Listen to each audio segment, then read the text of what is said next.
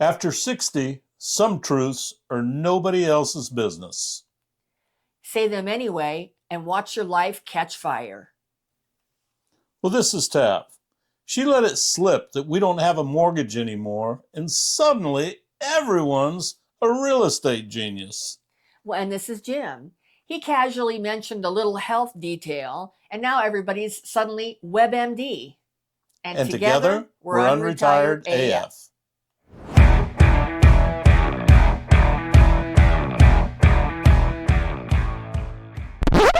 Well, hello and welcome to the Unretired AF podcast, the podcast created especially for the over 60 rabble rouser crowd.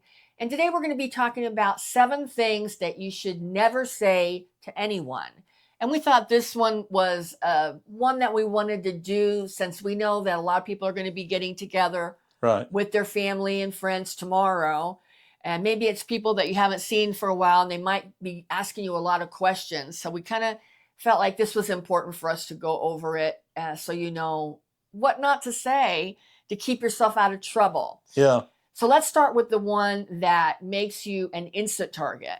Yep. So why don't we just get into it? Talk about number 1 on the never say list. Number 1, your net worth. Never give the actual number of your net worth, not to your family, not to your friends, not to that neighbor, not to somebody. Maybe you have a friend that wants to compare, especially like, what do you have in your retirement account or whatever? Just don't do it. Yeah. Because why?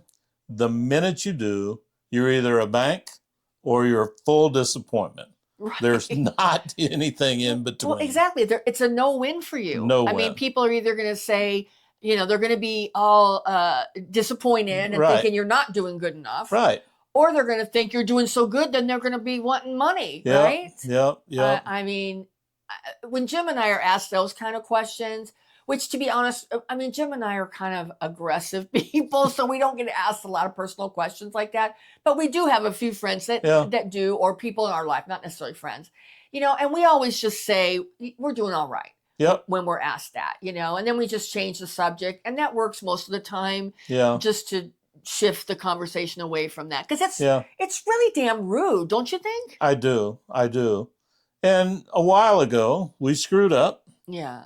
I screwed up. Well, you know what? We both screwed up. Yeah, and we kind of let it slip, and man, it became nonstop loan requests. Yeah. And I don't wish that on anybody. We don't have that person in our life anymore. We don't. It ruined the relationship. It did. And we don't have that person in our life anymore. Yeah. So. Have you ever had someone hit you up after you let a number slip?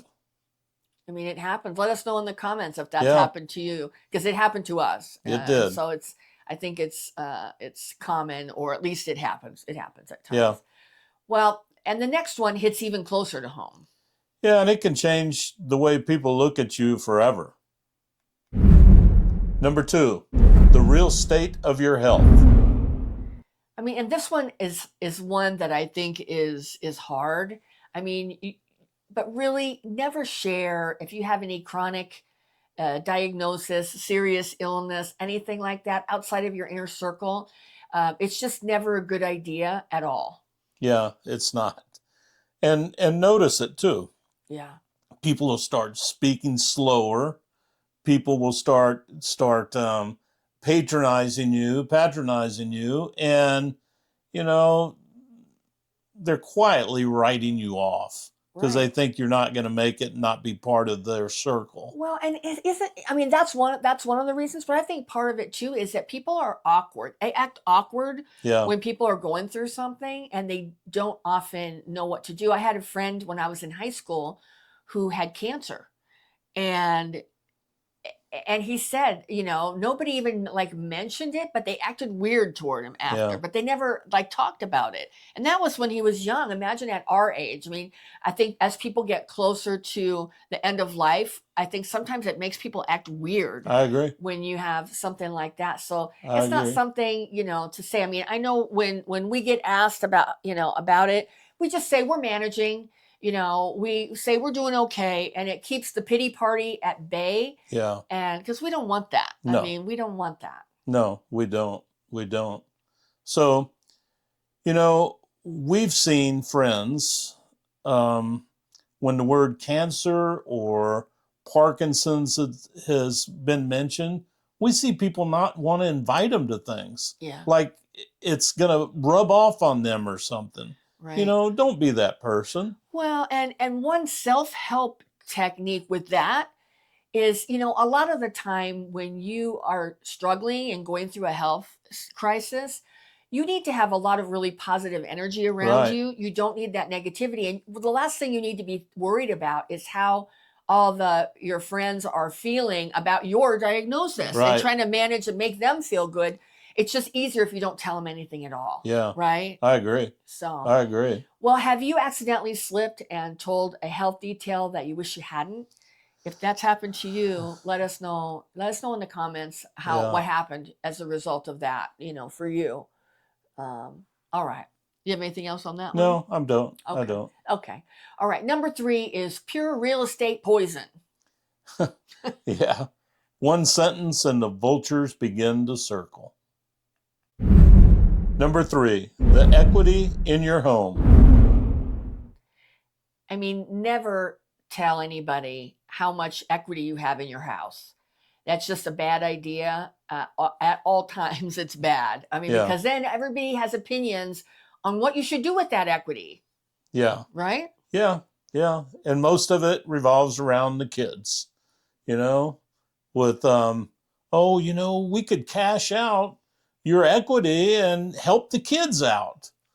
That seems to be the new family motto. Well, yeah, that's crazy. That is crazy. Some people do and they can, but it's really nobody's business to give you advice like that. No. I mean, that's your decision, your family's decision to make. Nobody should have an opinion on that. That's just another rude one. It is. It's just rude. We shut it down if anybody tries to pry into our life like that. We just change the subject. Or, it wouldn't be beyond me to tell people that I thought that was rude and it's none of their damn business. With the Hawaiian good luck sign with it, I'm with sure the Hawaiian too. good luck sign. That is exactly right. Yeah. We've seen friends who got coerced into reverse mortgages for the kids and grandkids. Yeah. And those things are bad. They're real bad. Well, and they're personal. They are very personal. And nobody should push you into anything like that. No. If you want to do it, and we know some of you probably have, that's your choice, but you shouldn't be coerced. Like Jim said, that was the key word, was to coerce. Yeah. Have you ever gotten pressured to sell after someone found out about your equity? Yeah. Let us know in the comments, if that happened to you, or if people pressured you and you what you did. And so it didn't happen to you. Right. Well, number 4 is the loneliness bomb. Yeah. Talk about this and watch the interventions begin. Number 4, that you're lonely or bored in retirement. This one is one that I think once we explain it to you, you're going to understand why it's so important. Never admit that you get bored, you're bored during the day, or that you're lonely or anything like that to anybody who has the power or authority to move you. Yeah, because the next thing you know, your kids are researching assisted living for your safety. If one thing that you can do is just tell people, if they ask you, what you're doing or whatever, just say we're busier than ever, even if you're napping all day. Right. You just don't want to reveal that, because that can sort of trigger, especially adult kids to think, mom and dad, or especially if you're a widow or a widower, they can think, we need to, get mom or dad pushed into a nursing home. And then guess what? Liquidation of your assets, pressure for that kind of shit. Yeah. So don't even, just nip that in the bud. Yeah. One lady we knew, she said she was lonely. Now she's in a senior apartment 200 miles away. From all of her friends, all of her social connections. Yeah. Just because she slipped and let that be said one day. So don't say it. Yeah. Never say that. So how do you answer people then if they ask you, what do you do all day? I mean, what do you guys say? I'm sure that's a question that we often get asked, Yeah. right? Yeah. Well, and number 5 starts before we're even in the ground. Yeah. Keep this one locked up tight. Number 5, the full truth about inheritance plans. I mean, never discuss with your family or anybody for that matter, who gets what, who gets more, or who gets cut out. Because even if you're telling people that are your friends, it can get back to your family. It can get back to people because that's the kind of juicy gossip Yeah. that people would want to pass along and share. You don't need the headaches that can come from that. No. And, one leak like that and Thanksgiving becomes a deposition. Well, and Thanksgiving is tomorrow. Yes. So, Yeah. we're trying to save you from that. You Right. definitely don't need to have that kind of thing blow up No. at Thanksgiving at a holiday with everybody asking. And like Jim Right. said, it'd be like a deposition, like the old, with the old spotlight on you, you definitely don't want that. I mean, No. your lawyer gets the details about what you're doing. Yeah. And the family gets everything is taken care of. Right. That's all they need to know. Yeah. We watched a sibling riff 12 years over an offhand comment. Yeah. I mean, it wasn't even anything. But it was related to serious. inheritance. It was. And it absolutely was. Because this is the thing. When people get together for the holidays, they start talking about that kind of stuff Yep. too. So nip it in the bud if there's any of that kind of talk starts coming up. Yeah. Because it can rip families apart. Yeah. Has inheritance talk ever blown up your family? Let us know in the comments. Yeah, let us know if that's ever happened with you. Well, the 6th one strips your independence overnight. Yeah. Say it once and you're suddenly the one that can't drive. Number 6, that you no longer drive at night or you sold the car. Never announce any driving limitations to anybody who can take your freedom. Yeah, the second it's out, rides get scheduled, keys get borrowed. Nobody can seem to find keys confiscated, sometimes. You mean? Yeah, confiscated. And opinions fly. Yeah. I mean, and if you want to talk about it, but in a way that isn't going to put your freedom in jeopardy, say stuff like, I prefer going out during the day. I feel safer during the day. You can say Uber's easier, so I prefer to do that. Whatever you say it so it's intentional so that you keep and maintain control. Right. You never want to give anybody control over you. And if they think you can't drive, that is a red flag for them, and they will jump in and try and take that control. A friend of ours told his kid that he sold the car. Now he has a friggin' curfew. And these things, these adult kids sometimes think that they can come in and control our life. And sometimes they mean well, but sometimes they don't. Yeah. So just be careful with the things that you say, because anything that you say, can be used against you in the court of your kids. Yeah.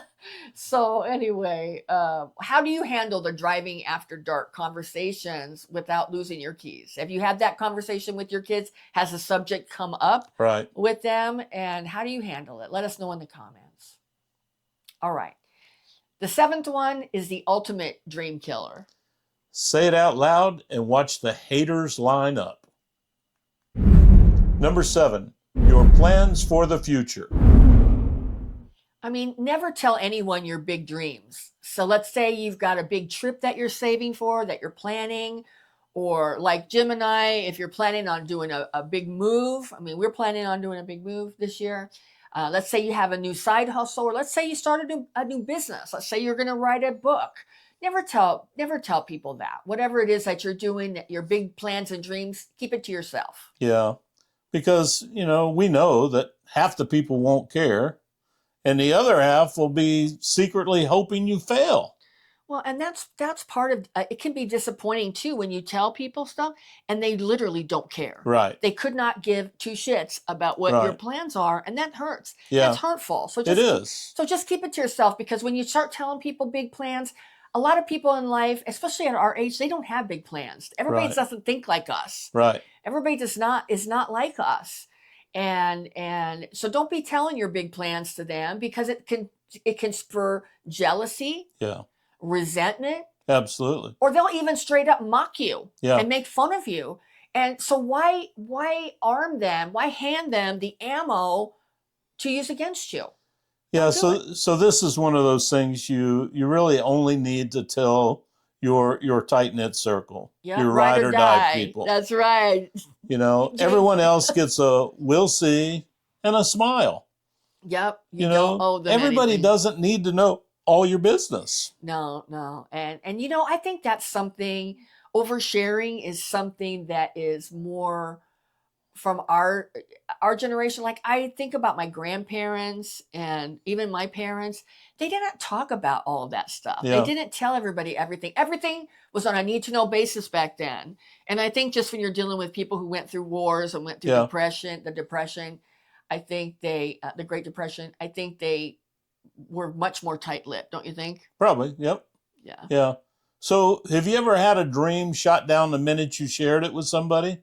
Let us know in the comments, please. Yeah, let us know. We would love to hear what happened. Did you get good feedback, or did you get bad feedback? I mean, what happened? Let us know. The takeaway. Well, after 60, none of the 7 things that we shared with you today are anybody's business. No, they're not. So, keep your circle tiny and your mouth shut. Yeah.